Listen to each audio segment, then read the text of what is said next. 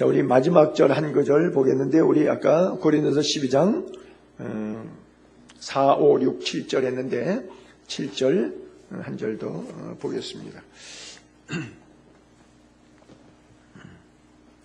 한 절이니까 같이 우리 합독하도록 합시다. 시작. 각 사람에게 성령을 나타내심은 유익하게 하려 하심이니라. 아멘. 그래요. 성령의 여러 가지 은사들이 있고요. 그 은사 또는 직분, 사명, 사도 바울이 달리 표현을 했지만, 또 성령님, 주님, 하나님 달리 표현했지만 결국은 하나다. 즉 삼위일체 하나님, 그리고 그 하나님이 우리에게 소명 주신 것이다. 그래서 소명에 대한, 부르심에 대한 여러 가지를 표현할 때 우리가 은사다, 직분이다, 또는 사역이다, 이렇게 구분했다 그러는 겁니다. 자, 그래서 먼저 위에 3절에도 있는데 보면 그 성령이 임하면 하나님의 영으로 말하는 자는 누구든지 예수를 저주할 자라 하지 않고, 또 성령으로 아니하고는 누구든지 예수를 주시라 할 수 없다. 여러분, 성령 받은 사람의 특징을 이 3절에서는 딱 두 가지 얘기했는데요. 하나는 말, 하나님 앞에 잘한다는 거죠. 즉 함부로 하지 않는다는 거죠. 성령 임한 사람, 하나님의 영이 임한 사람은 예수를 저주할 자라 하지 않는다. 출애굽기 20장에 보게 되면 10계명이 나오는데 10계명의 세 번째 계명이 뭐죠? 여호와의 이름을 망령되이 일컫지 말라. 여호와의 이름을 망령되이 일컫는 자는 나는 너희에게 죄 없다 하지 아니하리라. 무슨 얘기냐? 망령되이 일컫는 자는 죄인이다, 이렇게 말씀하신다는 거예요. 그래서 우리가 때때로 언어 가운데 하나님에 대해서 이렇게 망령되이 이렇게 하는 것 자체가 어떤 상황 속에서 아무리 힘들어도 절대 하나님에 대해서는 함부로 말하면 안 돼요. 목사에 대해서는 함부로 해도 돼요.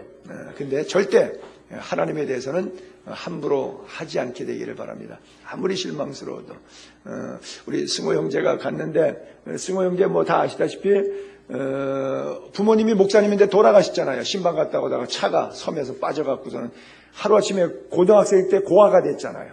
얼마나 힘들어요. 그러니까 우리 엄마 아빠 목사인데 하루아침에 신방 갔다 오다가 차가 바다에 빠져서 죽고 나는 고아가 됐다. 그러니까 이 18살 먹은 아들의 고아의 심정이 얼마나 힘들겠어요. 상상이 가십니까? 참 그 마음이 우리가 헤아리기가 어려워요. 18살 먹은 애가 하루아침에 부모 잃고 고아가 됐는데, 그러니까 어떻게 했어요? 하나님의 이름을 망령되이 했죠. 그가 우리 수련회 갔을 때 한번 간증했잖아요. 예배당 들어가서 교회 안에 있는 성경책 전부 찢어버리고, 그렇죠? 성경책 다 찢어서 예배당에다가 다 집어던지고, 옛날에는 그 임자도에 있는 시골 교회니까 뒤에 사택이 있고 예배당 그 자부동 깔고 앉는 게 방석 깔고 앉는 그런 예배당 마루교회였으니까 거기 들어가서 막 소리 지르고 하나님 저주하고, 하나님이 있으면 나를 고아를 만드냐, 하나님이 있으면 우리 엄마 아빠지 목사님이고 목사 부인인데 어떻게 이렇게 허망하게 죽게 할 수 있느냐, 우리가 뭘 잘못한 게 있느냐, 하나님한테 뭐 있는 저주 없는 저주, 있는 욕 없는 욕 다 퍼내고 성경책을 그냥 발기발기 다 찢어갖고 바닥에다가 다 집어던지고 강대상 뒤집어 놓고 난리를 쳤어요. 그리고 10년 동안 갱단 들어가서 부두목까지 올라가면서 인생을 참 파란만장하게 20살부터 30살까지를 역경의 세월, 정말 드라마에 나오는 이야기, 감옥도 3번이나 갔다 오고 마지막 3번째 출소에 나오면서는 성경 읽고 거기서 10년 만에 무릎 꿇고 하나님 내가 이제 신학교 가겠습니다. 그랬고 신학교 가가지고 저를 만난 거예요. 그래서 오늘도 나보고 스승의 날이라고 뭐 절하다시피 꾹뻑 그러는데, 그래서 자기는 우리 교회에 와서 목사님 밑에서 훈련 받고 싶다고. 한 1년 있었나요? 1년 반 있었나요? 그랬는데 또 지승질 못 이겨서 나갔죠. 그동안에 신학교 때려친다고 책 집어던지면서 몇 번 가방 집어던졌는데 제가 새벽 3시, 4시까지 붙들고 맥주집, 호프집에 앉아가지고 새벽 3시, 4시까지 앉을 데가 없더라고. 커피숍은 다 문 닫더라고. 할 수 없이 맥주집, 호프집에 밖에 없더라고. 그 시간에 문 열는데. 그래서 거기 앉아갖고 달래기를 한 2번을 그러고 또 깽단 들어가서 두들겨 맞기도 하고 얼마나 우여곡절 많이 겪었어요. 그리고 나가가지고 지금 한 6개월 전에쯤에 나갔는데 다시 돌아와서 자기가 여기까지 말하고 싶은데 목사님 나 다시 좀 받아달라고.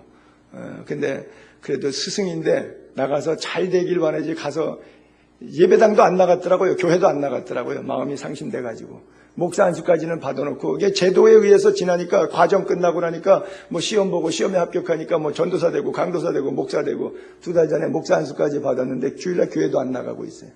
그러면서 극단적인 생각까지 다 했더라고요. 마지막 생각까지.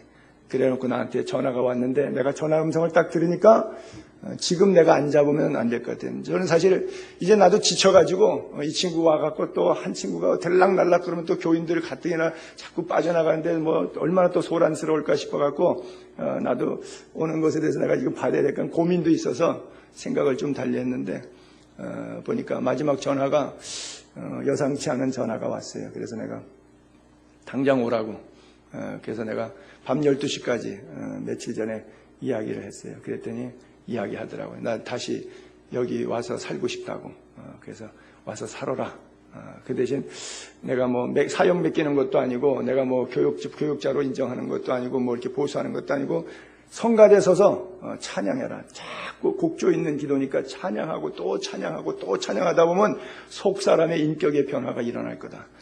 이 치유를 찬양을 통해서 치유를 받아라. 그래서 와가지고 오늘 일찍 와서 9시 반까지 와서 성가대 서라 그러는데 보니까 10시 반에 왔어요. 늦어갖고 성가대 못 썼는데 연습하고 오늘부터 시작해야 되는데 오늘 성지순례 밤 비행기로 떠나요.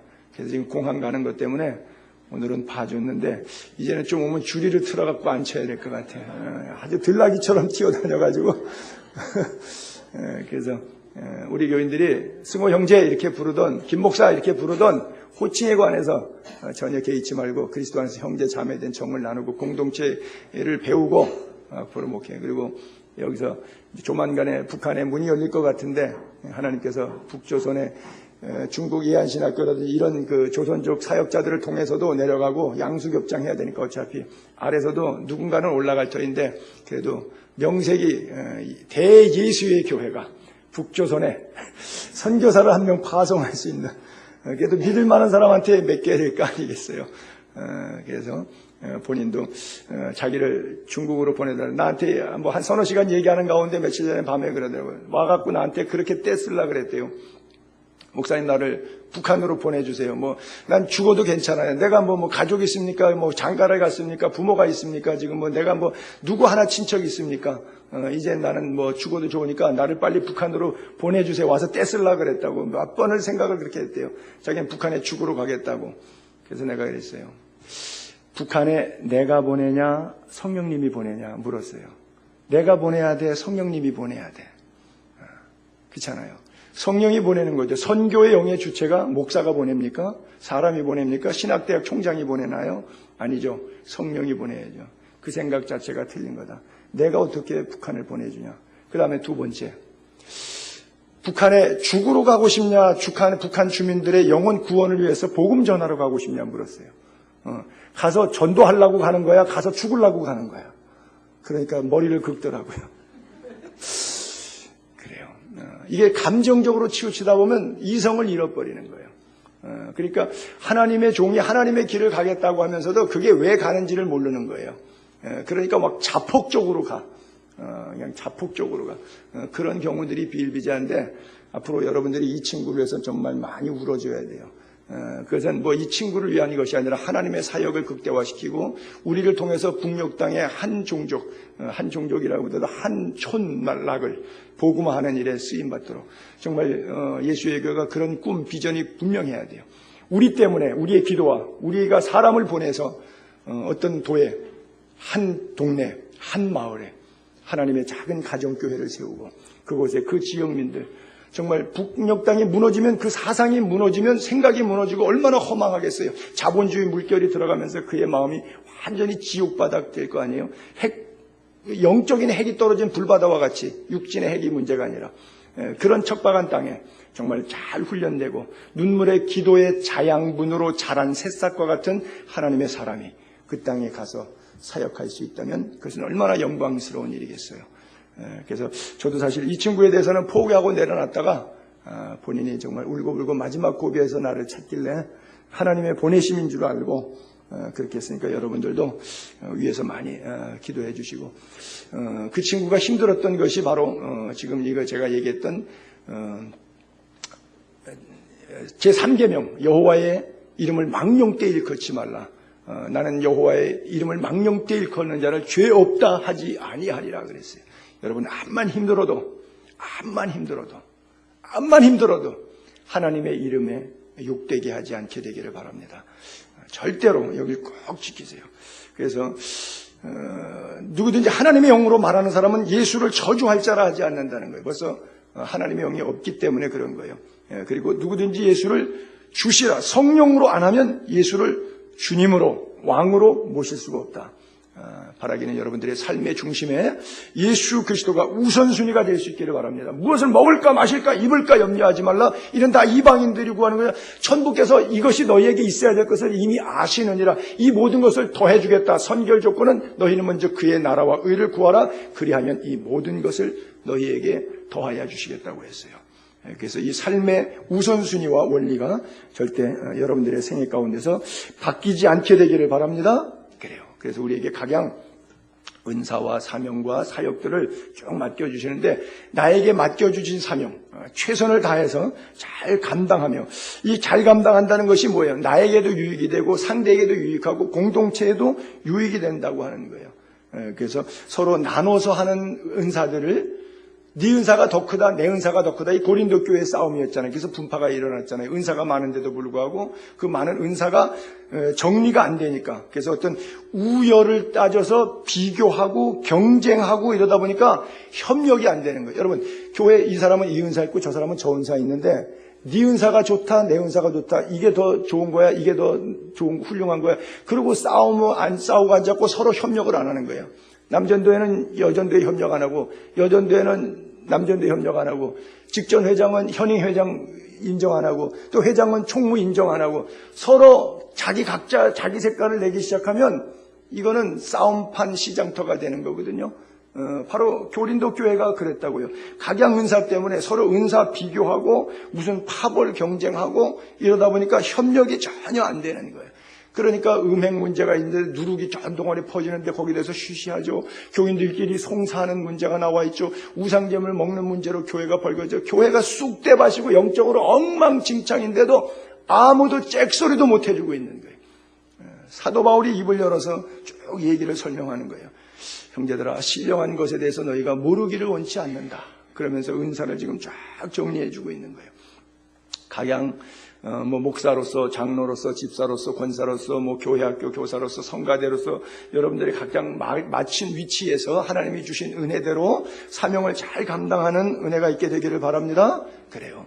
여러분, 16세기에 영국의 산업혁명이 와서 기계 문명이 급속도로 발달돼가지고 문화와 이런 것들이 잘 살게 되는 생활의 편익이 많이 주어졌는데요. 이 산업혁명, 여러분들 사회 시간에 교과서 공부했겠지만 산업혁명이 갖고 온 결정적인 이유 가운데 가장 좋은 게 뭐예요? 가장 그 핵심이 뭐예요? 이 분업화예요. 한 사람이 이것도 만들고 저것도 만들었는데 10사람이 각자 그거 만드는데 하루 10시간 일해갖고 하나밖에 못 만들어요. 그런데 이제 10사람이 머리를 쓴 거예요. 그렇게 하지 말고 나는 이 십자가만 만들게. 너는 이 뚜껑만 만들어. 너는 바닥만 만들어. 너는 때리는 추만 만들어. 이렇게 10명이 각자 전부 다 용수철 만들고 철 만들고 10명이 다 각자 그것만 계속 만드니까 탄력이 붙잖아요. 스피드가 붙잖아요. 신속하고 정확하게 잘 만들잖아요. 그러니까 나중에 쫙 모으니까 하나가 딱 들어가요. 한 사람이 10가지 다 만든다고 아침부터 해도 하나 안 만들어지는데 하나씩 만들기 시작해서 10개의 분업화해 갖고서 나누니까 쫙 조립 생산 라인에 그냥 제가 군산에 부흥에 갔을 때 라세트 차, 대우 자동차 나오는 공장에 생산 라인에 갔는데 세상에 깜짝 놀랐습니다. 1분에 차가 한 대가 나와요. 서너 시간에 차가 만들어졌는데 놀라운 건데 1분에 한 대 만들어요. 그냥 휴지, 두루마리 휴지처럼 강판이 그렇게 말려 있는데 그거를 기계가 풀어주니까 왁구 짜듯이 옆면 탁 하니까 짜니까 옆면 나와요. 측면 확 나오고 문짝 탁 나오고 그냥 조립 생산 쭉쭉 돌아서 그 큰 공장에 계속 지그재그로 미로처럼 이게 돌아요. 조립 생산 라인. 그 다음에 마지막 나오는데 라벨 딱 붙여갖고 SM 방식으로 어떤 거는 스즈키 마크 붙이고, 어떤 거는 폭스바겐 마크, 어떤 거는 쉐보레 마크 붙이고, 어떤 건 대우 마크 붙이고, 이게 GM에서 사가지고 똑같은 차인데 마크 레벨은 다른 거 갖다 붙이더구만요. 그래서 내가 딱 보니까 차가 계속 나오는 거예요. 근데 물어봤더니 1분에 한 대씩 생산된대요. 그러니 하루 24시간에 엄청나게 생산되고 한 달 1년이면 얼마나 많이 생산되는 거예요. 그러니까 대한민국이 자동차 5위 수출국이 될 만하거든요. 자동차 생산 5위국입니다. 전 세계에 차 만드는 대수로 연간 5번째로 많이 만들어내요. 이게 뭐예요? 분업화잖아요. 한 사람이 다 하려고 그러면 이거 죽어나도 평생에도 못하는 거예요. 근데 여러 사람이 딱 나눠서 하니까 착착착착 되잖아요. 이게 바울이 그걸 가르쳐주고 있는 거예요. 은사라는 게, 직분이라고 하는 것이, 사역이라고 하는 것이 바로 이렇다는 거예요. 생산 효율성을 극대화시키는 거예요. 그러니까 이제 개척교회는 일꾼이 없으니까 이 사람이 밥도 하고, 이 사람이 성가대도 하고, 이 사람이 여전대도 하고, 이 사람이 설교도 하고, 이 사람이 찬양인도도 하고, 개척교회는 일이 바쁘다 보니까 할 수 없이 그런 것도 있는데, 그것도 그쪽 방면에 사명들이 있는 사람도 있는데, 가능하면 그게 아니라 하나님이 나에게 주신 봉사를 효과적으로 나누어서 잘하면 그것이 훨씬 더 좋고 은혜가 된다는 것 여러분들이 기억할 수 있게 되기를 바랍니다. 그래요. 그래서 나에게는 있는 은사를 활용하면 되는데 나에게 없는 은사 때문에 소갈이하고 끌탈을 해요. 그것은 사실 여러분들이 기도하면서 신앙생활을 조금 점검해 볼 필요가 있어요. 내가 지금 힘들어하고 있는 부분, 하나님은 그 부분에 여러분들에게 은사, 탤런트를 맡기지 않았는데 나는 그거 하고 싶다고 해가지고 내가 해서 상대가 그거 하는 것 때문에 부러워서 이렇게 소갈이 한다든지 직장 생활이든 학교 생활이든 교회 생활이든 이런 것들이 있을 수 있거든요. 여러분, 근데 은사가 다 다르기 때문에. 예를 들어서 우리 집 사람하고 저하고 살면서 저는 길에 대해서는요, 10년 전에 가본 골목길도 또 가면 그냥 한 번만에 가요. 헤매지 않고. 길에 대해서는 내비게이션이에요. 근데 우리 사람은 같은 데를 하루에 10번 갔다 오는데 또 저녁에 가려면 여보 어떻게 가야 되지? 속 터져요. 우리 집하고 우리 함장로님 집하고요 1km도 안 돼요. 1km도 안 돼. 거기를 못 가요. 지금도 아직도요. 몇 번을 갔는데 못 가요. 그래서 지난번에 택시 타고 갔대. 아니. 근데 그렇다고 해서 우리 사람이 기가 죽느냐? 전혀 기가 안 죽어요. 그거는 자기에게 은사 아니에요. 근데 저 사람은 성경 공부하는 거 잘 가르쳐요. 제가 봐도 아주 잘 가르쳐요. 이 말씀에 대한 탤런트가 있어요. 그쪽 방면에 길치지만 그건 상관없어요. 자기 사명이 아니니까. 그건 몰라도 돼요. 그건 남편이 태워다 주면 되는 거예요. 근데 성경 공부 잘 가르쳐요. 상담하는 거 잘해요. 저는 사람 마음을 긁어요. 잘 이해를 못해요. 감정을 잘 캐치를 못하는데 우리 사람은 사람 감정을 잘 알아요. 그래서 사람 기분 나쁘지 않게 불편하지 않게 얘기해요. 부부지간에도 대화해보면 저 사람은 내 기분 별로 나쁘지 않게 얘기하는데 나는 우리 사람 기분 나쁘게 얘기해요. 저기 이제 간접화법, 나는 직접화법. 그냥 그렇게 얘기했는데 그거는 또 받은 은사가 그렇게 생겨 먹었네요. 좀 엉뚱한 예를 들었는데 어쨌든 있는 것 가지고 최선을 다해서 그렇게 기뻐하고 적극적으로 활용하면서 살아가면 되는데 나에게 있지 않은 것 때문에 부정적으로 생각하고 왜 나는 이것도 못하나 나는 병신인가 이렇게 하지 마요. 그쪽 방면에는 은사를 안 주셔서 다른 사람을 통해서 채워지게 돼 있다니까요. 그리고 다른 쪽에 하나님께서 내게 주신 기름 부음 때문에 그것 때문에 내가 행복하고 그것 때문에 다른 사람까지 더 행복해지는 거예요. 이 역할을 각 교회마다 은사로 하나님께서 우리에게 주신다고 하는 주신 거예요. 그러니까 은사는 영적인 자랑거리로 세운 것이 아니라 하나님께서 각자의 삶 속에서 자기에게도 유익이 되고 남에게도 유익이 되게 하기 위해서. 그래서 오늘 메시지의 결론이 바로 그거잖아요. 각 사람에게 성령이 나타나는 이유는, 성령이 오시는 이유는, 내 주 안에 성령이 계시는 이유는, 성령이 임재하는 이유는 뭐냐? 유익. 다른 거 없어요. 유익. 나도 유익. 남에게도 유익하고 모두에게 유익하는 것. 그런데 이 유익이 안 되면 유익의 반대말은 뭐죠? 해로움이죠. 해악을 끼치는 것이죠. 고린도 교회가 성찬식 때 그랬거든요. 우리가 사실 먼저 읽었었는데 11장 부분에 보게 되면 성찬식 할 때 유익하기 위해서 성찬식을 했는데 해로움이 돼서 이 성찬식이 시험거리가 됐어요. 먹는 문제 때문에. 보세요. 앞으로 뒤에 그 체크가 안 됐나요 혹시? 고린도전서 11장 17절에 보면 성찬식 얘기하다가 한 구절 이런 구절이 나온 거예요. 내가 명하는 성찬식 주의 잔에 대한 이 일을 성찬이에요. 너희를 칭찬하지 아니하느니 고린도 교회 성찬식 개판됐다 이거예요. 칭찬하지 아니하느니 책망한다는 말이죠. 이는 너희의 모임이 성찬식이 유익이 못되고 도리어 해로움이라. 우리가 11장이니까 먼저 공부했지만 그게 뭐예요? 앞에 사람이 자기가 갖고 온 떡이라고 막 먹어버리고 배불러버리고 뒤에 사람은 조금밖에 안 남아서 배고파버리고 떡이.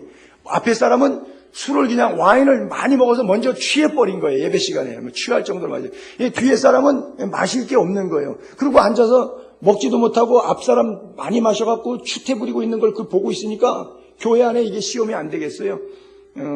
교회가 막 시험이 되는 거죠. 그러니까 거룩한 성찬의 예배의 자리가 유익해야 되는데 유익한 게 아니라 모임이 유익이 못되고 도리어 해로움이라 그래요. 아니 성찬식을 이렇게 해치면 되겠어요? 그런 거죠. 바로 은사라고 하는 것이 유익이 돼야 되는데 은사가 오히려 해쳤다. 그러면 이건 잘못된 은사라고 하는 것이죠. 그래서 성령은 우리와 교회에 반드시 유익을 주시는 분이다. 믿게 되길 바랍니다. 그래서 로마서 8장 28절에도 모든 것이 합력하여 선을 이루느니라 그랬어요. 합력해서 선을 이루는 거예요. 그래서 성령으로부터 온 것하고 인간으로 온 것하고는 결과가 분명히 달라요. 그래서 은사라고 하는 것은 이렇게 내세우거나 또는 남에게 뭐 이렇게 자랑거리로 쓰는 것이 아니라 내 기쁨이 되면서 그 기쁨을 통해서 남에게 섬기는 목적으로 쓰는 건데, 주로 이제 목회자들이 이런 은사가 오면은 아주 영적으로 내가 영성이 강한 목사다, 영빨이 센 목사다, 뭐 이런 면으로 많이 사용하죠. 그래서 사실은 제가 이게 국민일보 어제 거 토요일 판인데 제가 신문을 보다가 이걸 이제 들고 나왔는데, 지금 저쪽에 그림이 있죠. 이게 똑같은 신문을 제가 사진 찍어 핸드폰으로 해서 캡처해 봤는데, 맨 광고에 자기 부흥회 한다고, 누가 하는지 몰라 저거 올리는 거예요. 자, 거기 이제 세부 사항 몇 개 한번 더 들어가 볼게요.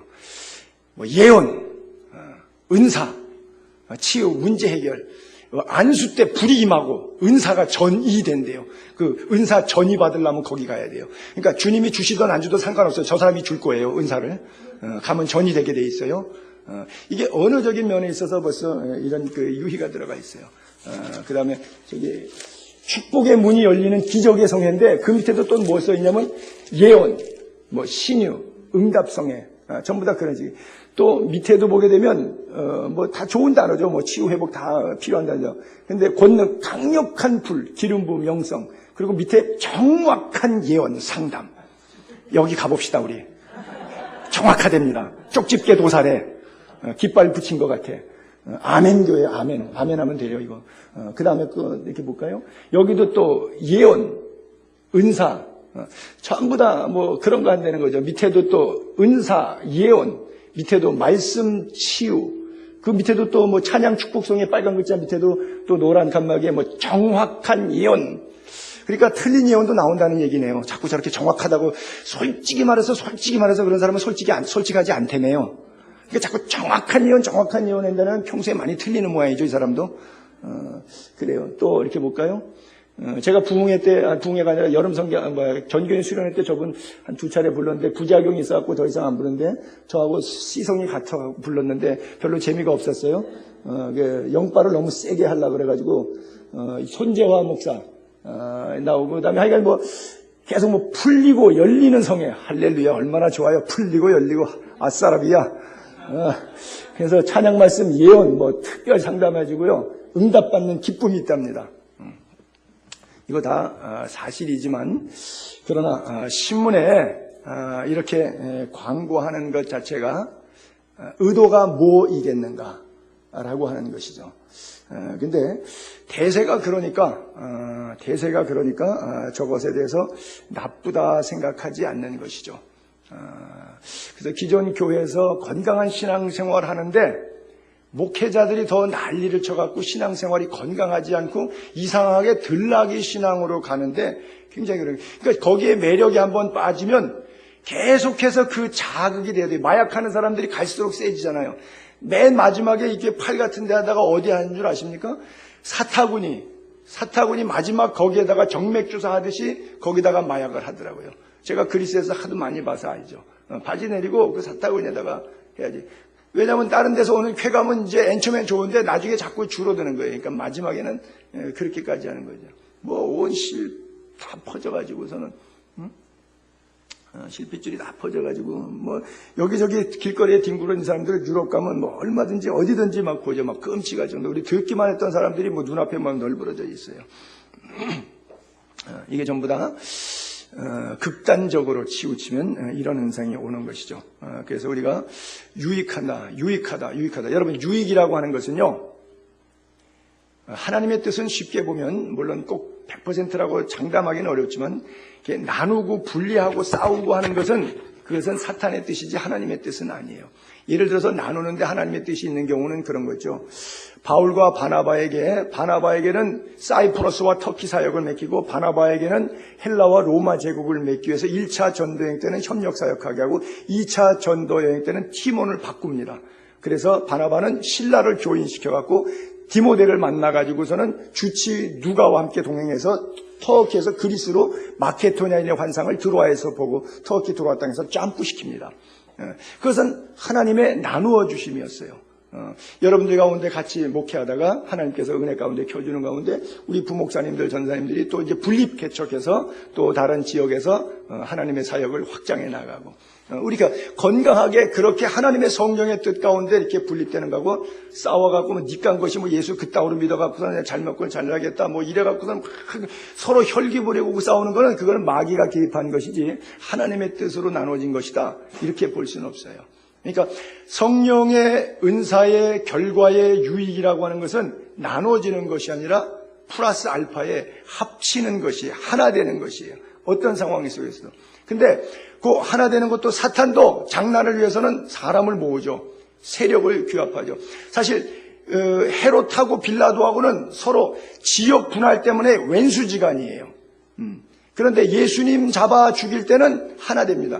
이방인들하고 밥도 안 먹으면 안 되는데 이스라엘 백성들이 예수를 죽일 때는 이방인하고 이스라엘 백성이 같이 하나가 돼요.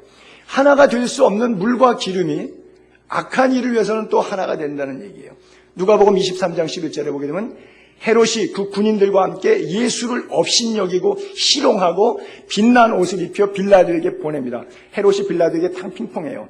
둘이 왼수지간이에요. 근데 12절에 헤롯과 빌라도는 지역 분할 권력 싸움한다고 전에는 왼수지간이니까 여당 야당이라는 것이죠. 왼수지간이에요. 근데 당일에는 서로 친구가 되니라. 뭐 한국 국회의원들 정치사를 보는 것 같아요. 왔다리 갔다리 뭐 철새 정치인 얘기하는 듯이 또 한구절 사도행전 4장 27절에 같은 표현인데요. 과연 헤롯과 본디오 빌라도는 이방인과 이스라엘 백성 다르죠. 완전히 밥도 같이 안 먹죠. 이방인과 이스라엘 백성과 합세해요. 왜 합세해요? 예수를 거스리기 위해서. 하나님께서 기름 부은 거룩한 종 예수를 거스리기 위해서. 그러니까 앞에 누가복음에도 그렇고 사도행전도 그렇고 예수를 업신여기고 희롱하기 위해서 예수를 거스리기 위해서 하나님의 복음 사역을 방해하기 위해서는 기독교인들만 서로 협력해야 되는 게 아니라 사탄들도 자기들도 연합작전으로 합세 동맹해서 나와야 하는 거예요.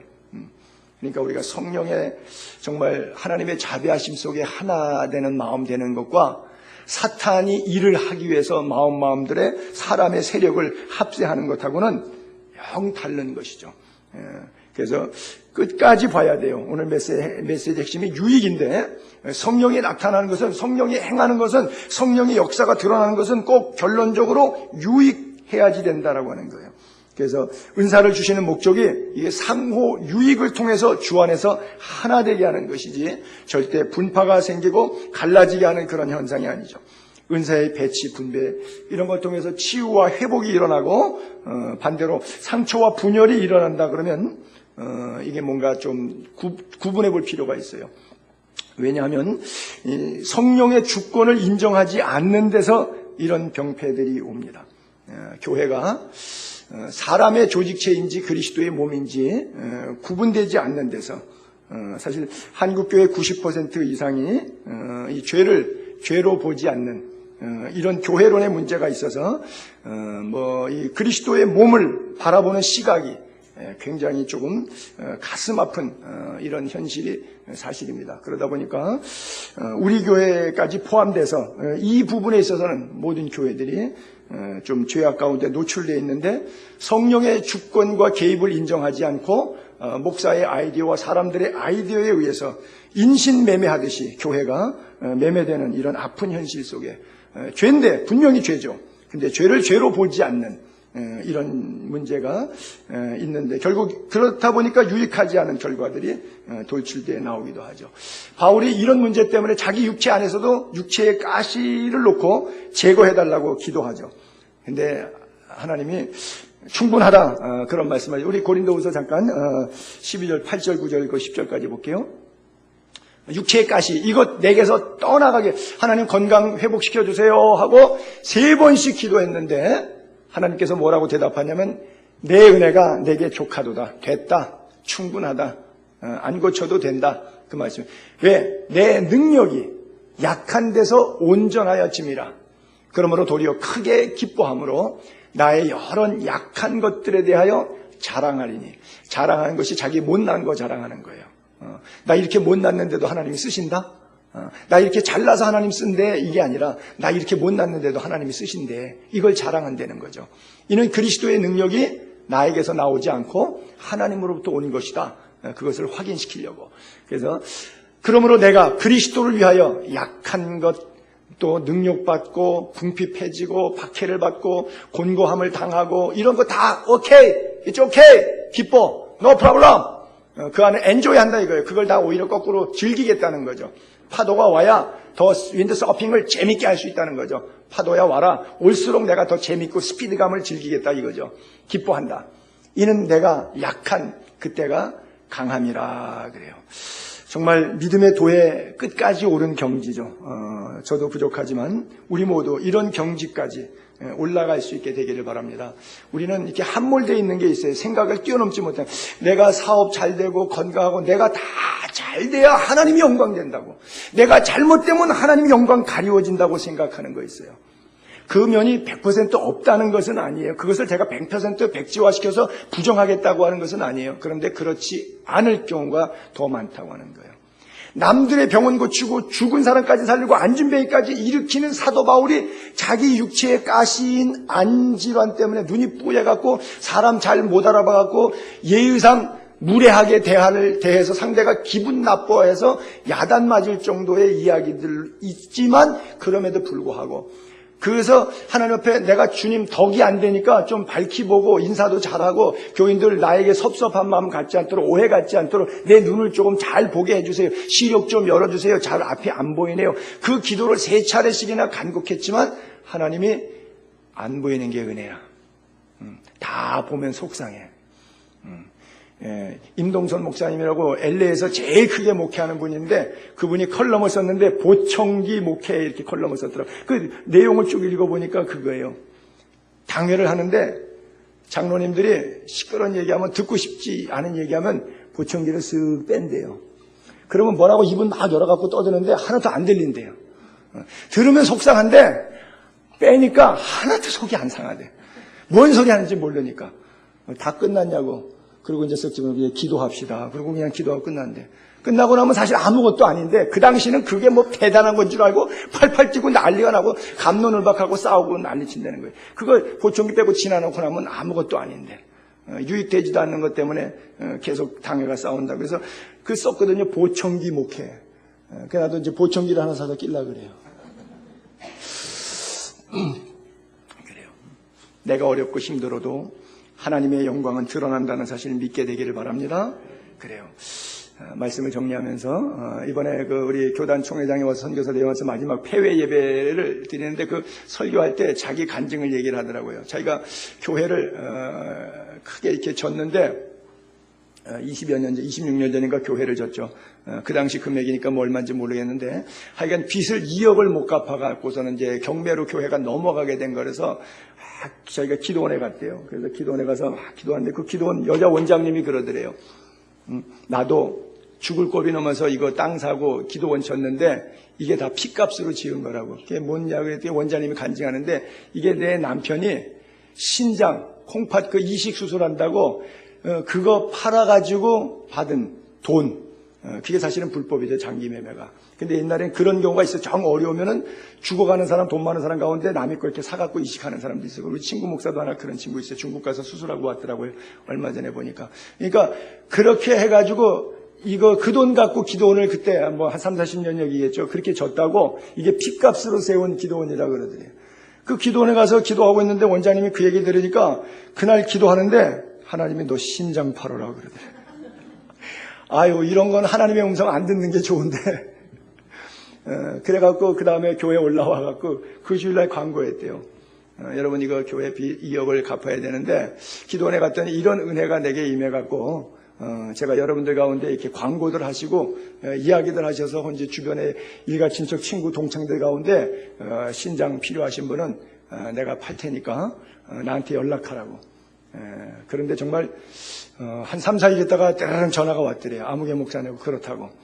심장 파십니까? 묻더래요. 그래서 가슴이 덜컹했대요. 아, 그렇다고. 그래서 상계동에 있는 국민은행 지점장인데 자기가 천주교 다니는데 먼 발치를 통해서 제3자를 통해서 그 얘기를 들었대요. 목사님이 교회가 경매로 넘어가게 돼갖고 건축 이자 못 감당해서 2억 때문에 했는데 제가 빌려드리겠습니다. 그렇지 않아도 제가 지난달에 퇴직했는데 돈이 그 정도는 되는데 제가 이자 안 받고 그냥 제가 2억 빌려드릴 테니까 목사님이 일단 쓰시라고. 그래서 그러면 심장은요? 그랬더니 심장 필요 없다고. 그래서 휴 살았다 그러더라고요. 그러면서 우리 목회자들 선교사들에게 이렇게 자기가 책임지는 내 심장이라도 내서 팔처럼 교회를 사랑하고 주의 몸을 섬기는 그런 뜨거운 열정이 있기를 바란다고 폐회 예배 마지막 설교에 자기 교회 건축의 간증사를 얘기하는데 선교사들이나 저나 다 들으면서 앉아 뜨끔했어요. 나도 또 신장 내놔야 되는가 해가지고 어쨌든 말씀을 정리할게요. 성령이 임했어요. 성령이 나타나면 뭐예요? 유익이에요. 그렇잖아요. 우리가 성령 충만한데 나도 덕이 안 되고 남에게도 덕이 안 돼. 그 성령 충만 안 한 거잖아요. 그렇다면 내가 지금 돌아볼 필요 있어요. 정말 내 안에 성령이 충만하게 임재하고 계신가. 다시 돌아보면서 정말 성령 충만해서 나도 행복하고 남에게도 기쁨을 전달할 수 있는 그런 은혜가 우리 모두에게 있게 되기를 주의 이름으로 축복합니다.